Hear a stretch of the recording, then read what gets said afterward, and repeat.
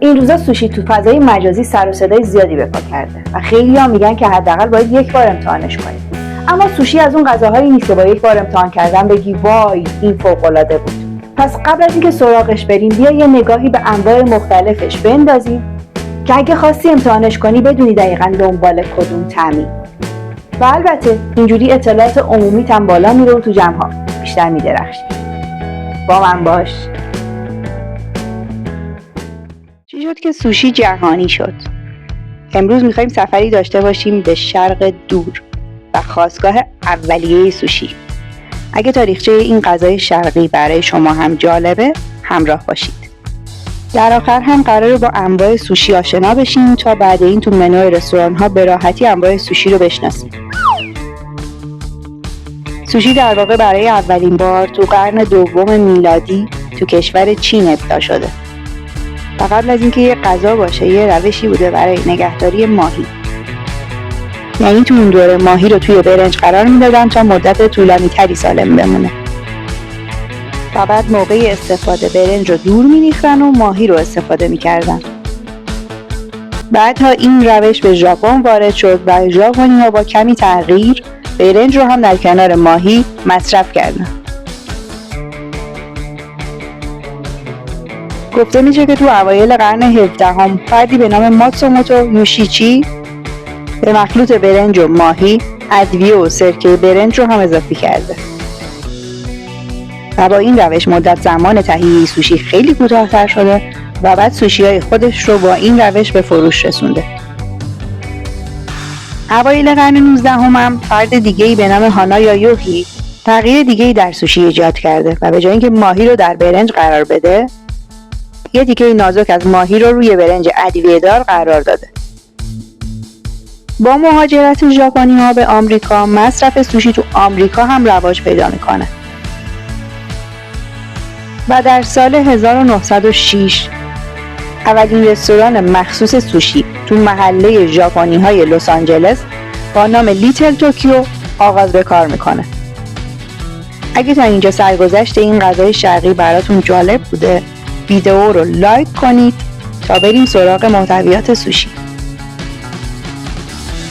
برای تهیه سوشی از برنج مخصوصی به نام سوشی مشی یا سومشی استفاده میشه. فرقش هم اینه که این برنج دونه‌های خیلی کوچیک‌تری نسبت به برنج‌های معمولی داره. گوشت ماهی محبوب‌ترین عنصر غذایی برای گونه‌های مختلف سوشیه. نوع ماهی مورد استفاده هم متفاوته و از ماهی‌هایی مثل تون، سالامون، هاماچی و تاکو استفاده میشه که البته تاکو ماهی نیست. امروزه حتی از سایر آبزیان هم برای تهیه سوشی استفاده میشه. بریم سراغ انواع سوشی. سوشی انواع مختلفی داره اما به طور کلی به 5 دسته اصلی تقسیم میشه که هر کدوم شامل مدل‌های مختلفی هستن. ساشیمی ساده ترین و پایه‌ای ترین مدل سوشیه که شامل یه برش نازک از ماهی یا صدفه که بدون برنج یا هر مواد دیگه ای سرو میشه. این سوشی ظاهری جذاب داره و 3 الی 5 قطعه رو شامل میشه و به شکل خام، پخته یا ترش شده تهیه میشه. ترشی زنجبیل، سس سویا، واسابی و برگ شیسو از ترکیباتی هستن که با این سوشی خورده میشن.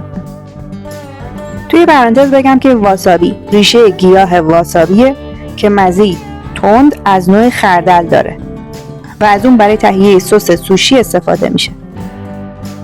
شیسو هم همون نعنای ارغوانیه که تو منطقه چین و ژاپن کاربرد فراوانی داره و خیلی ازش استفاده میشه.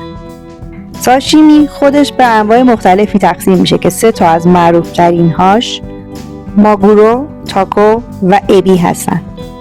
ماگورو که ورقه های نازک ماهی تون رو شامل میشه، تاکو تکه های اختاپوس رو شامل میشه و ابی که میگو رو شامل میشه. نیگیری هم خودش نوعی از ساشیمیه که در اون ماهی رو روی برش های مستطیلی کوچیکی از برنج فشرده قرار میدن و گاهی دورش نواری از جلبک دریایی که بهش نوری گفته میشه میپیچن و با سس سویا سروش میکنن. نیگیری هم انواع مختلفی داره که محبوب ترین هاش سوشی ماهی تن، مارماهی، میگو، ماهی مرکب، 8 پا و تخم مرغ هست. از معروف ترین های این نوع میشه به سوشی سالمون نیگیری که شامل ماهی سالمون و برنج، ابی نیگیری که شامل میگو و برنج و اوناکی نیگیری که شامل مارماهی و برنج اشاره کرد. ماکی سوشی ماکی یه سوشی رولیه که در اون ماهی و برخی غذاهای دریایی رو به صورت خام یا پخته درون رولی از جلبک دریایی نوری قرار میدن و سوشی ماکی رو میشه گفت که معروف ترین نوع سوشی تو دنیاست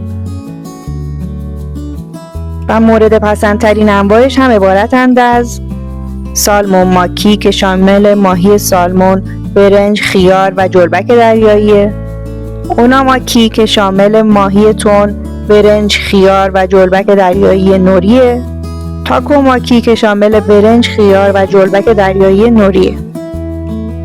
اوراماکی محبوبیت اوراماکی بیشتر به خاطر شکل ظاهریشه، چرا که موقع رول کردن مواد جلبک رو روی مواد میپیچن و برنج رو تو لایه بیرونی و آخرین لایه قرار میدن.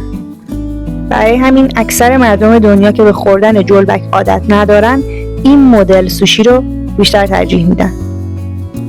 معروف ترین های اوراماکی هم عبارتند از رول فیلادلفیا که شامل ماهی قزلالا، برنج، آووکادو، پنیر خامی و جلبک دریایی نوریه. رول کالیفرنیا که شامل خرچنگ، برنج، آووکادو، خیار و جلبک دریایی و رول دراگون که شامل مارماهی، برنج، خیار، آووکادو، سس مارماهی و جلبک دریایی. و در پایان تماکی. تماکی یه نوع سوشی قیفی شکله که مواد رو درون همون قیفی که از جلبک دریایی نوری ساخته شده قرار میدن و معمولا هم به صورت یک عددی سرو میشه، چرا که ابعادش خیلی بزرگتر از سایر انواع سوشی هاست. درون این سوشی هم از برنج سوشی و انواع آبزی ها و سبزی ها استفاده میشه. امیدوارم دفعه بعدی که به رستوران میرید بتونید بهترین گزینه ممکن از سوشی ها رو برای خودتون انتخاب کنید.